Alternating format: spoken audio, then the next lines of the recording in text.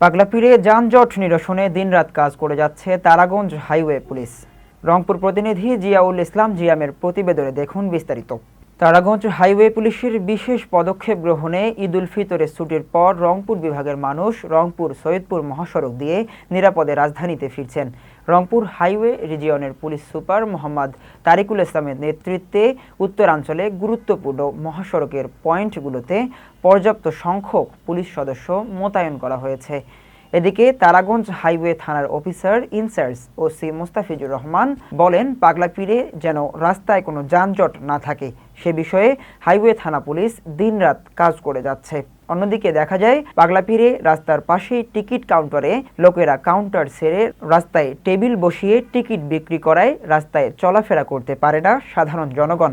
সেই কাউন্টারগুলো সরিয়ে নেয়ার জন্য তারাগঞ্জ হাইওয়ে থানার সার্জেন্ট পারভেজ ও কনস্টেবল আসাদুজ্জামান